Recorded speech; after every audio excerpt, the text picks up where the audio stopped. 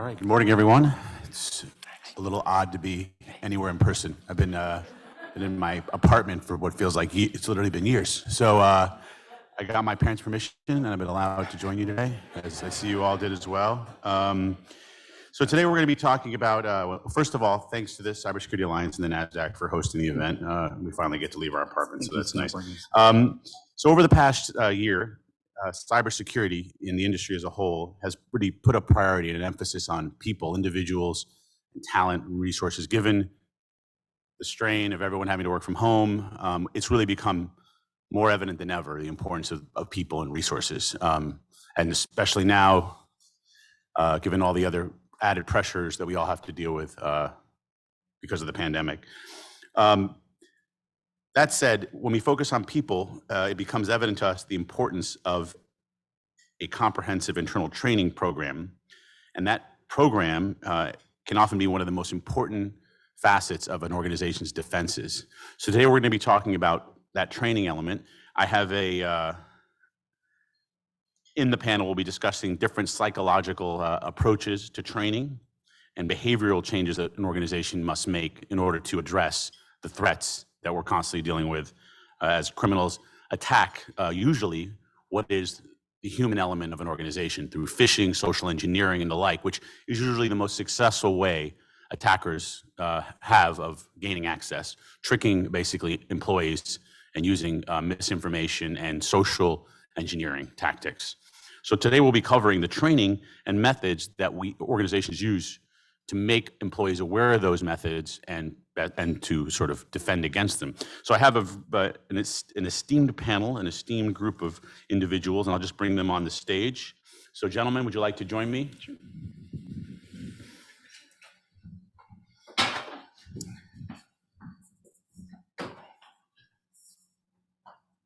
Great. All right. 2 mics. I think you stole mine. Okay. Don't think we need this one. So we have joining us today, if you just would raise your hand, I don't think this is going to be in order of seating. Darren Show, Head of Technology for NortonLifeLock. Good morning, everybody. John Gerchow, Chief Security Officer for Sumo Logic. Hi, everyone. John Checo, Resident CISO, Financial Services for Proofpoint. Howdy. And Perry Carpenter, Chief Evangelist and Strategy Officer from KnowBe4. Hey. So on the topic of training and awareness and that aspect of how to best prepare and protect organizations from that social engineering and those strategies, we're going to have some questions for the panel. Now, we'll start with John. John, do you think the industry has historically downplayed the importance of people in terms of cybersecurity overall? I wouldn't say downplayed. I would actually say forgotten. I think from a technology perspective and technology security, we're really, really mature.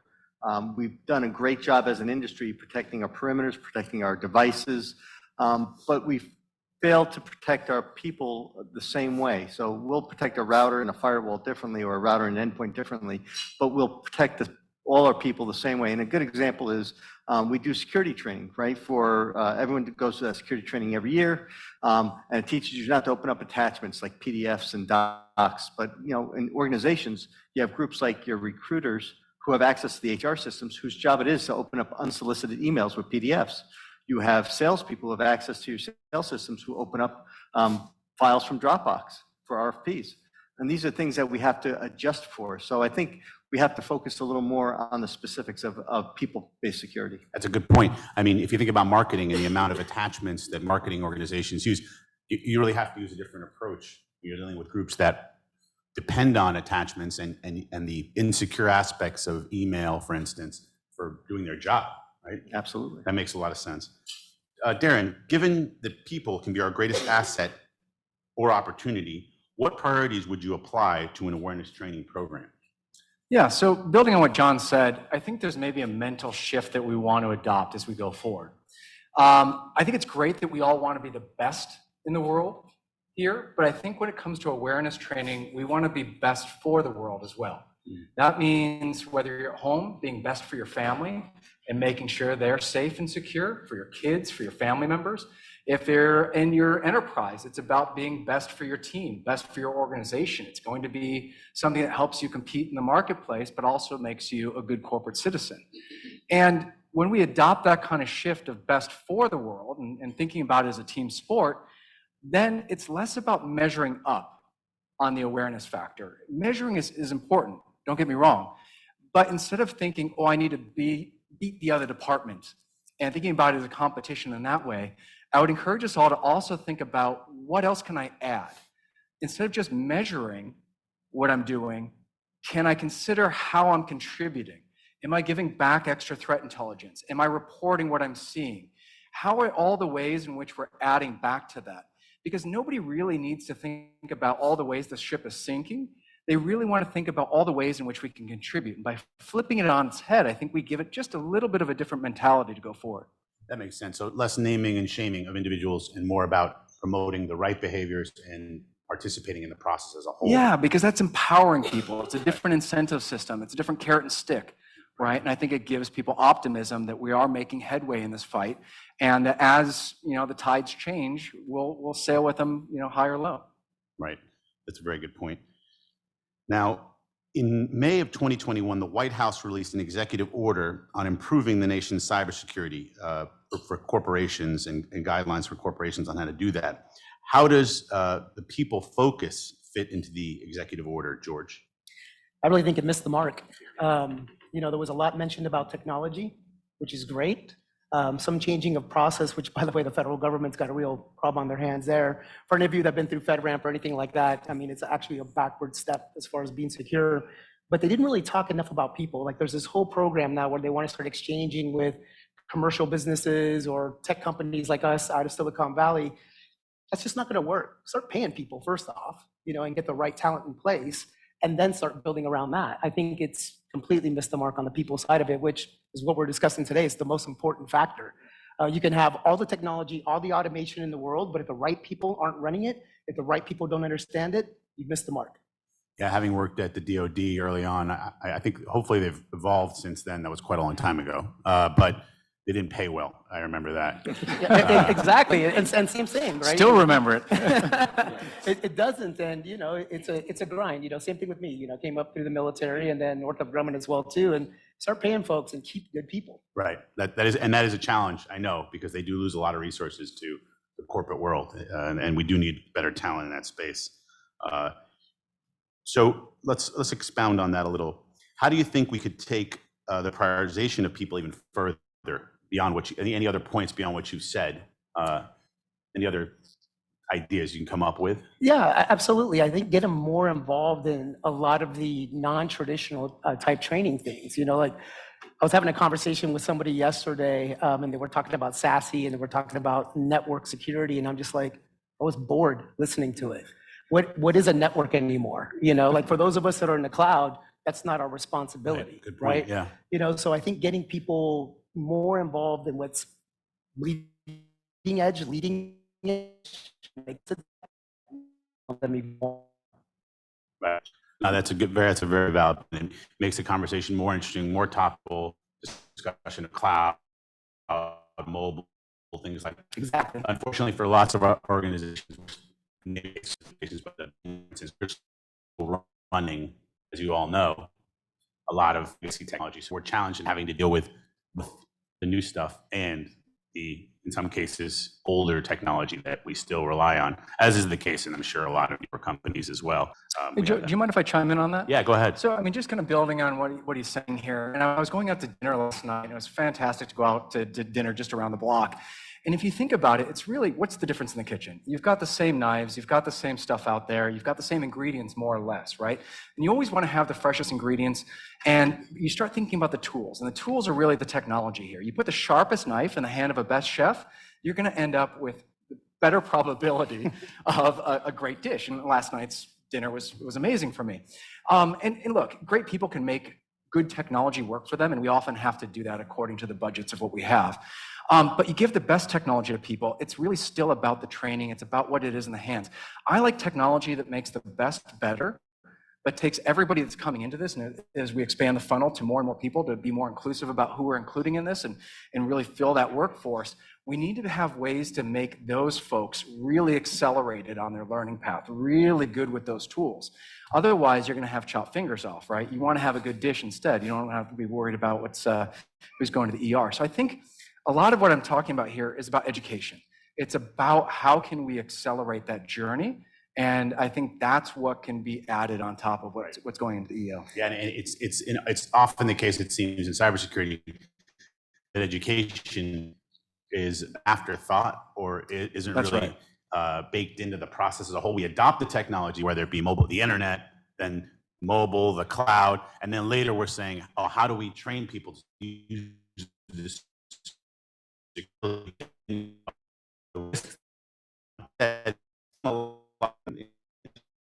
aspect of this, what role does this play in this training aspect?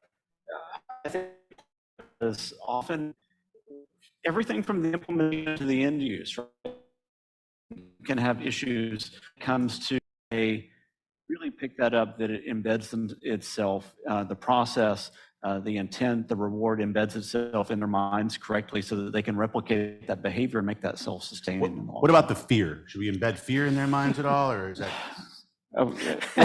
Okay, so fear is a tricky one, right? Because people respond viscerally to fear, and I think that that's what the industry has leaned on a lot. So they've leaned on that response, but fear can only be productive up to a certain level. It can get somebody's attention, but if you don't then take them to a point of positivity and to a point of empowerment, then they're left in this helpless state, and ultimately they shut down.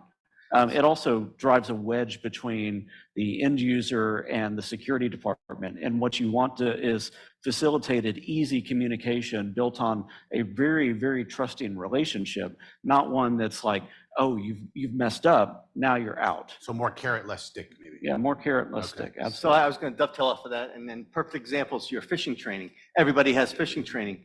I know in the past few companies I've worked for, everybody learns how to spot the phishing training, not a fish. So what happens is they do really well on the training aspect. They have these great measurements, but yet they still fall for the same things.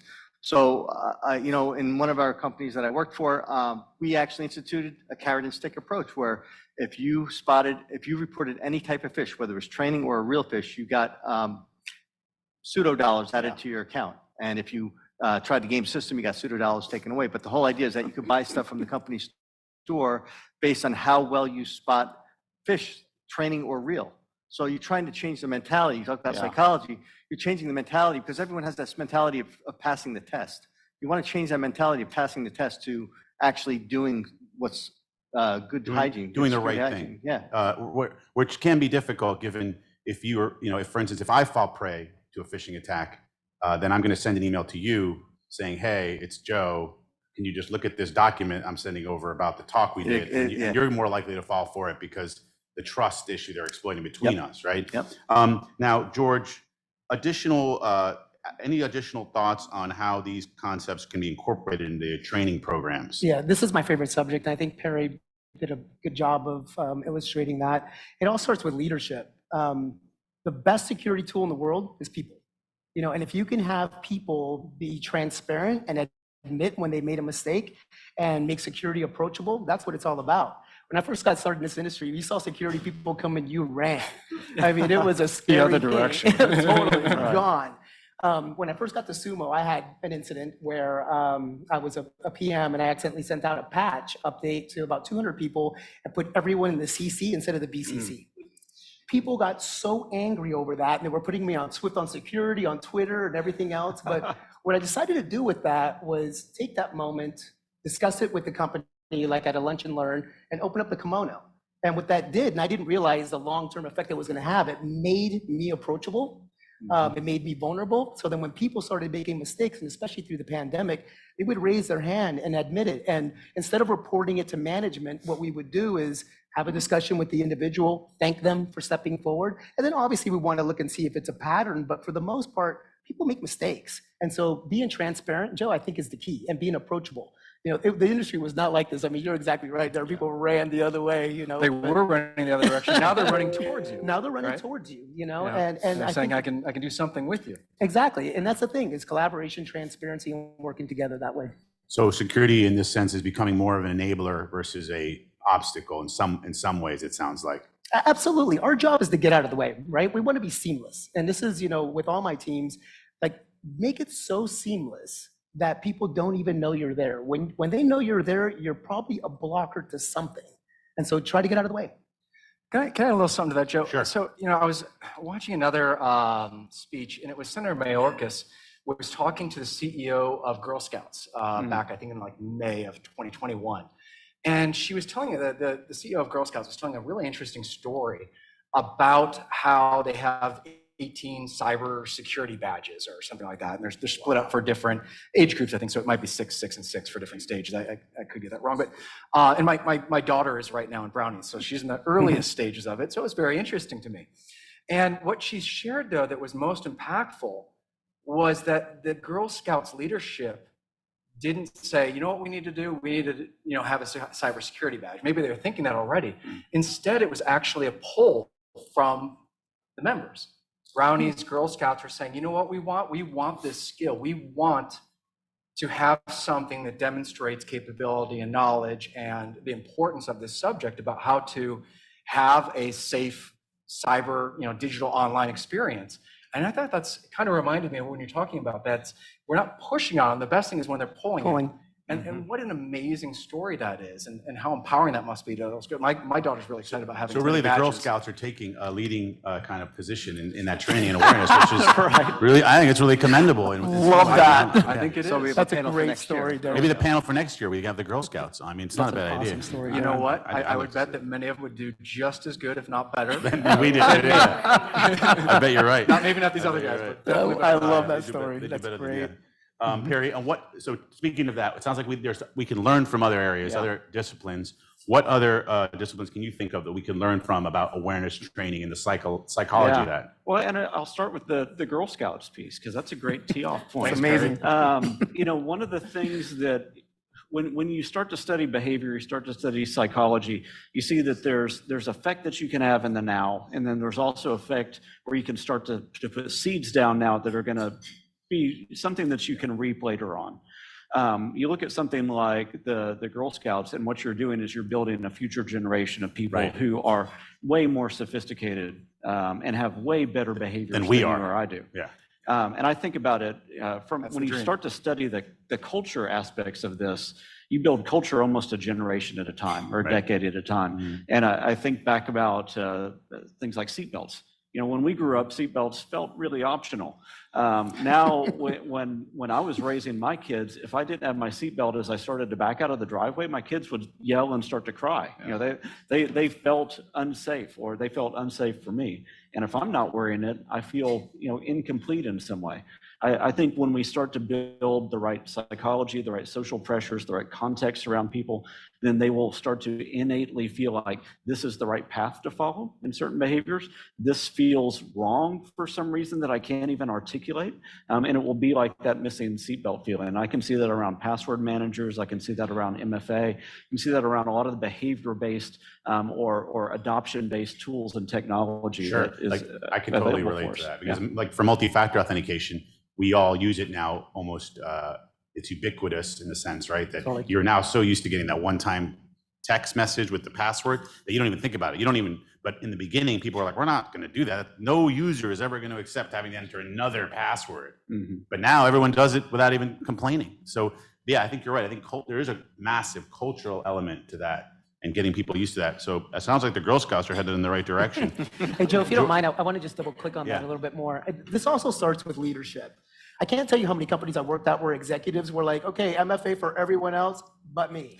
And it's like, no, not anymore. Like everyone needs to do this. It needs to start from the top because that behavior cascades through a company. This really did happen a lot when I was in the beginning of my career, mainly in IT, where executives would incubate themselves from the policies they were trying to manage. And so you're right, people will lean in towards a good thing, but it really starts with leadership. Well, as and to amplify that, I think it gets even more complicated when you have security teams and security professionals that know the right thing, they evangelize the right thing, they call people stupid for doing the thing that they're complaining about, and then lots of times people that have the security knowledge don't do the thing that they're evangelizing. They'll leave their laptop in the front seat of their car. They'll say, oh, I don't have time to do a strong password on this or to put it in my password manager right now. I'll just create this easy one based on what's in my head. This little algorithm that's been used 150 times already. And so until we start actually doing the thing that we're evangelizing or condemning people for doing, then people are going to know that. It's going to be inherent. They're going to sense that lack of integrity. And so I think that we've got some work to do really within our own camp. What's that saying? The shoemaker has no shoes? Yeah, the shoemaker's kids, I think, yeah. So George, where do you see awareness training programs having the most opportunity, kind of expounding on that a little bit? I think it's culturally, like a lot of the great things that we've discussed here, it just really needs to be one of those things that from the beginning, the culture of your company, and even if you're making a shift now left, it's an opportunity to really start baking these ideas and these concepts into everyone and how they behave, and especially treating people equally. Like, I'm interested in treating the person that works the front desk the same as the CEO, and putting the same standards and policies and procedures in place, and the adherence of those as well too. It really is a cultural thing, and right now is an emotional time. Like, people are going through a lot. Like, for me, just seeing a few of you here today is wonderful. Sitting up here with these gentlemen today is wonderful. It's emotional for me. Everything is. And so I think the more that we can bake this into our culture, and again, make it seamless, the better off we are. The last thing anyone wants to hear, by the way, is we're doing this because of compliance reasons. That's the worst approach in the world. SOC says, FedRAMP says, PCI says, no. Sumo Logic says, right? LifeLock says, this is our policy, this is our culture, this is why we behave this way. And you said a great word, integrity. Behave with that integrity. I think those are very valid points, and I agree with you. I think leadership and that culture is where you get the most value or from an organizational perspective. So now I have a couple of additional questions, and I'll just direct them at the group, and you can answer them as you'd like. In terms of tracking the success of a program, like an awareness program, what are the best ways to know whether the culture is taking root effectively in your organization? So any of you, would you like to take that, John? So I had mentioned before about the phishing test, but there's this other idea that, and I think either Darren or George mentioned about the security people you running away from when you saw them, because there's this old saying that it's easier to teach a business person security than the security person all the nuances of the business. So you have to empower the business people, the people in charge of operations and their day-to-day work, with good security hygiene. So I think moving the security responsibility or the security knowledge to the champions in the business unit is really, really important. And once you can get to that point, then your job becomes a lot easier, because you're looking at the risk profile and you're pointing out what the risks could be, but you're letting them make the decisions as whether to accept that risk or mitigate that risk. Yeah, no, it makes a lot of sense as well. So really training the business leaders on the importance of security and having them understand that, and then cascade that culturally, obviously. Yeah, absolutely. I think, John, you pretty much nailed it. It's one of those things, I think, like, when you start making that cultural shift and you make people feel comfortable and empower them, is huge. I'll give you a great example. With developers, if you start pushing security on them too much, forget it. They're going to run the other way. If you start pushing tools on them too much, they're going to run the other way. But if you empower them to make decisions over what technology you pick to do security over them, it's amazing how much they adopt it. When our company was moving towards more of a container type deployment, we selected like 5 different tools and said, these are the 5 that you have to choose from. And wow, did they appreciate that. And the better part is they were going to use it. If someone comes up to you and says, this is what you're going to use without ever talking to you before, chances are that you're going to find every possible thing wrong with that tool set. And so I think listening is a big piece, understanding their processes. And then when it comes to regular line of business owners too, collaboration, like collaborate with them as much as you possibly can, but with just some controls built in to protect themselves. Yeah, I have a thing that I always say, which is, if you try to work against human nature, you're going to fail. And so anytime that I'm thinking about how to implement security, security awareness or a tool set or anything like that, it is, how does it naturally encourage the behavior or the mindset that I'm looking for? Because the more friction that I put there, the more likely they're not going to adopt that. So sometimes you want to inject friction to make somebody not do something. Sometimes you want to eliminate friction so that they're more likely to do something. And then so you're always trying to pivot around, what is somebody's natural mindset going to be like, and how do you lean into that? And there was already a great example about treating the leadership differently than everybody else. You're going to fail if you do that. And so sometimes people will say, hey, we want to put a stick approach in our phishing training. We want to 3 strikes or 7 strikes, you're out type of thing. And I always tell them, unless you're going to hold your CEO to that same policy, that's a broken policy. And so find the things that you're going to be able to deploy with integrity, that encourage relationship, that encourage trust, and you're naturally going to start building the things that are going to last over time. Yeah, that makes sense. So from a show of hands of the folks in the room, how many of you work in a company that already has an awareness training program for cybersecurity in it and as part of it? So most, it looks like we're 60, 70, 60%. So if an organization doesn't have a program, where do you start?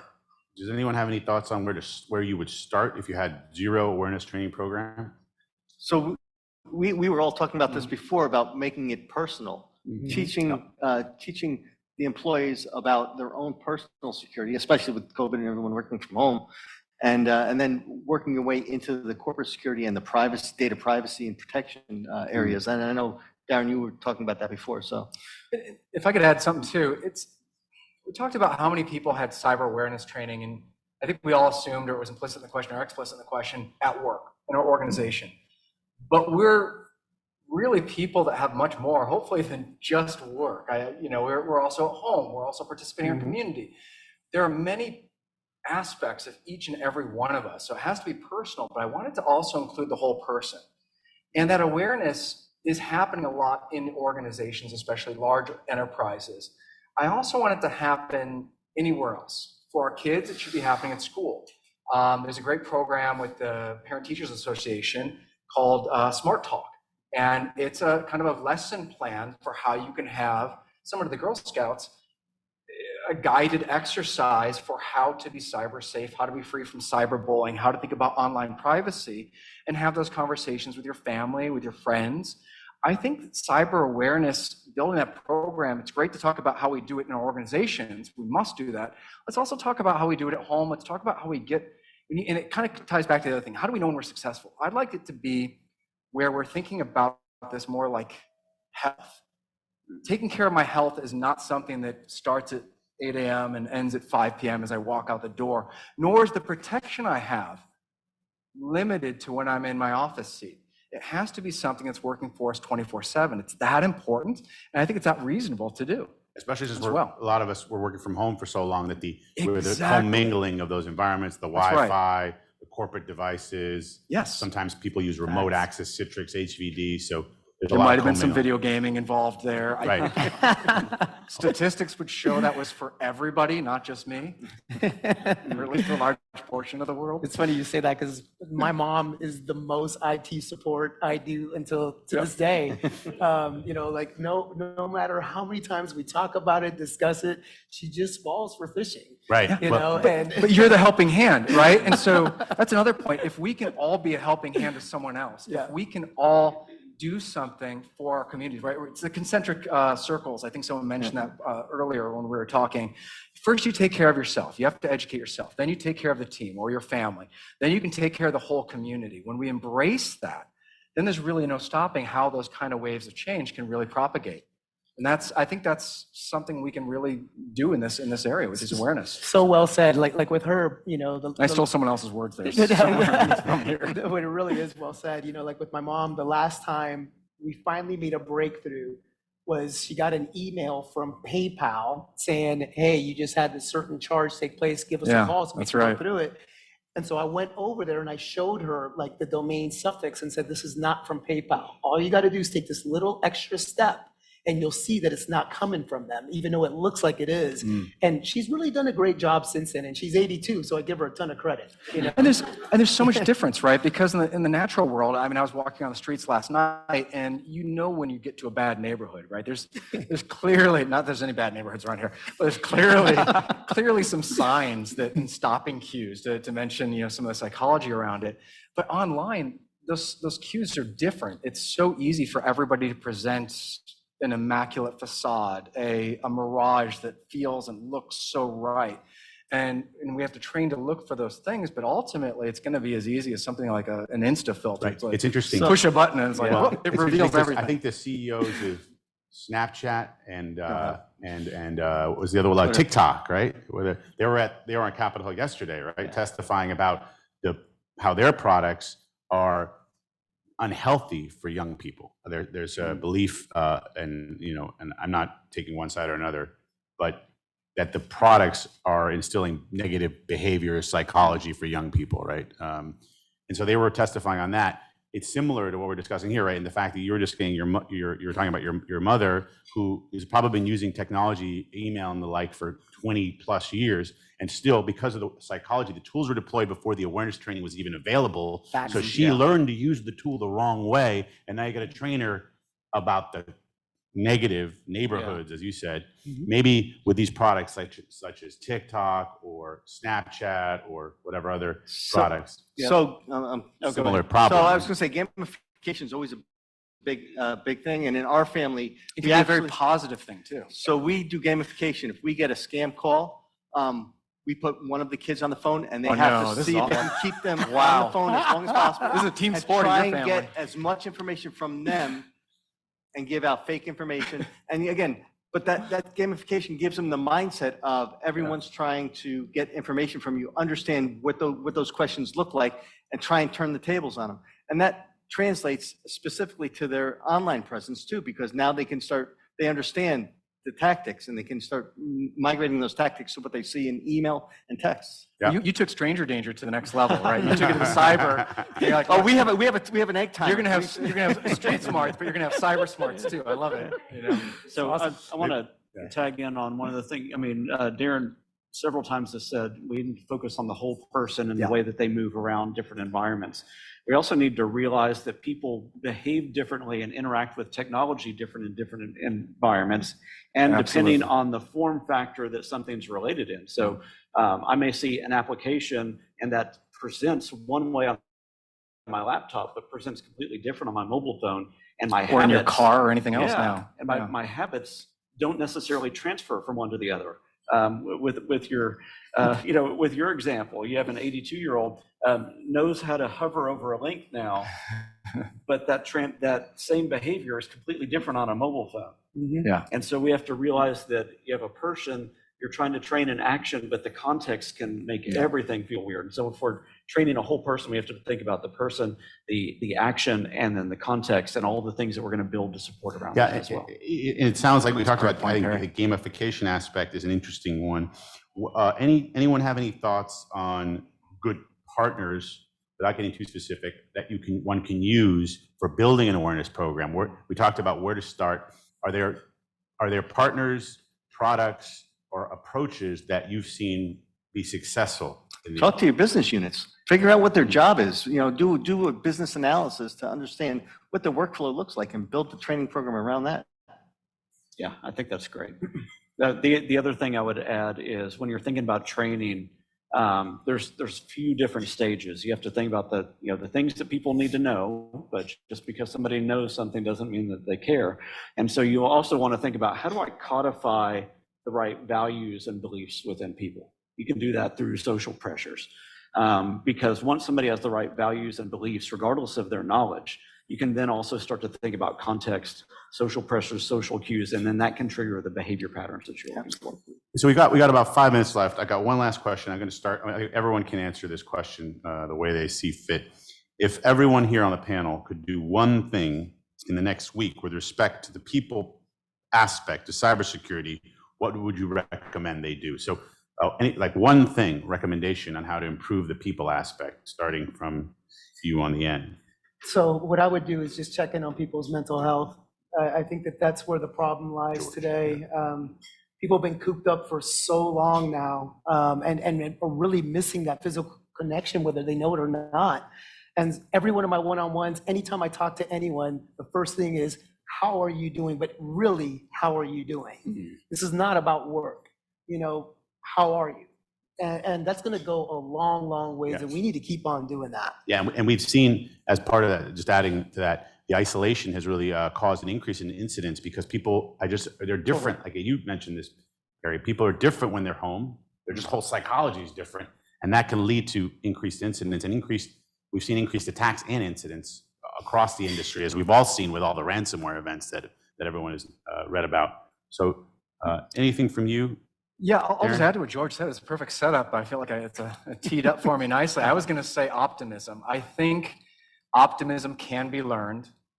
I think it has to be learned. And in this way, those of us who can get there faster, give a helping hand on this, to show that this isn't about scare tactics. It's not about knowing all the different ways things are going wrong. It's about understanding that there are attackers, there are victims. And if you know something, help someone out with that knowledge, help them take a step, like whether it's with your mom or whether it's in your neighborhood. And every little step will give us more agency and more feeling of control that we can win this battle. Barry, anything? Yeah, I mean, and I'll cheat and give a three-pronged answer on that. One is I teach people, or tell people at least, that distraction is the enemy of security when it comes to the behavioral components. I ask them to inject within their mind the habit of skepticism with everything that they see, kind of gamify the things that you were talking about, view everything with skepticism, and then build relationships with people who can be resources. And if you adopt those things, then you have a mindset that's really going to take you into a more secure. So if I had to combine all four answers and add my own spin to that, I would say be sincere about security, right? Yeah. You want to, right? You could easily put out controls and tell people what to do, but if you're not sincere about what you're telling them, they will sense that. Be sincere about security. Be compassionate, but be passionate about it. And John, you mentioned not just sincere about it, but also knowing what you're solving for and helping everybody understand why we're solving and what we're solving for. I think it's Context. super important. Right, the context. This is exactly the point I was going to hit. I think, people ask me all the time what it takes to be a security leader today.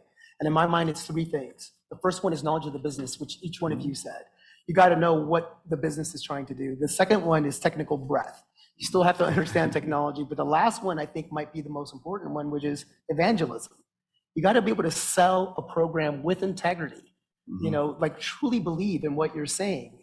Before, security people didn't really talk that much. And now we're starting to see that trend where we're getting out there more, we're evangelizing what's happening, the importance of it, and that's going to go a long ways. Yeah, I think the shift is definitely visible from the classic security, which is really tool and technology driven, to a blended approach where you're sort of blending the tools, the technology, and then the psychology and the sort of more human components there, right? So with that said, I'll conclude the panel. I want to thank the esteemed panel members for their participation today, and I want to thank the NASDAQ and the organization for putting together today's event for everyone. And it's nice to get out of the house, like I said. So enjoy your meals, and we'll be seeing you soon. Thank you, everyone. Thanks, everybody. Thanks, everyone.